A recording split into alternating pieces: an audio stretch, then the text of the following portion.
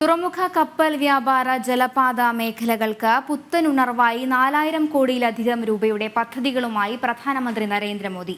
Cochin shipyard ലിമിറ്റഡിന്റെ പുതിയ dry dock, അന്താരാഷ്ട്ര കപ്പൽ റിപ്പയറിംഗ് കേന്ദ്രം എന്നിവ നാളെ പ്രധാനമന്ത്രി രാജ്യത്തിന് സമർപ്പിക്കും.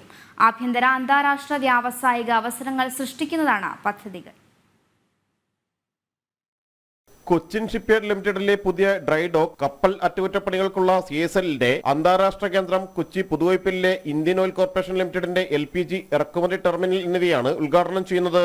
ഭാരതത്തിന്റെ തുറമുഖ കപ്പൽ വ്യാപാര ജലപാത മേഖലകളെ പരിവർത്തനം ചെയ്യാനും കാര്യശേഷി വർദ്ധിപ്പിക്കാനും സഹായകരമാണ് ഈ പദ്ധതികൾ. കൊച്ചി CSLന്റെ സ്ഥലത്ത് ഏകദേശം 1800 കോടി രൂപ ചെലവിൽ നിർമ്മിച്ച പുതിയ ഡ്രൈഡോക്ക് നവഭാരതത്തിന്റെ എഞ്ചിനീയറിംഗ് വൈദഗ്ധ്യം പ്രതിഫലിപ്പിക്കുന്നതാണ്. ഏകദേശം 970 കോടി രൂപ ചെലവിൽ നിർമ്മിച്ച കപ്പൽ അറ്റകുറ്റപ്പണികൾക്കായുള്ള അന്താരാഷ്ട്ര കേന്ദ്രം പ്രത്യേകതകൾ ഏറെയുള്ളതാണ്. 6000 ടൺ ശേഷിയുള്ള ഷിപ്പ് ലിഫ്റ്റ് സംവിധാനം, ട്രാൻസ്ഫർ സംവിധാനം, 6 പ്രവർത്തന നിലയങ്ങൾ, 130 മീറ്റർ നീളമുള്ള 7 കപ്പലുകളെ ഒരേ സമയം ഉൾക്കൊള്ളാൻ കഴിയുന്ന 1400 മീറ്ററോളമുള്ള ബെർത്ത് എന്നിവ ഇവിടെയുണ്ട്. കൊച്ചി പുതുവൈപ്പിനിൽ 1236 കോടി രൂപ ചെലവിൽ നിർമ്മിച്ച ഇന്ത്യൻ ഓയിലിന്റെ LPG ഇറക്കുമതി ടെർമിനൽ അത്യാധുനിക സൗകര്യങ്ങളുള്ളതാണ്.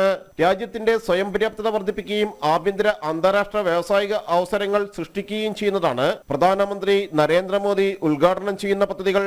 ജനം, കൊച്ചി.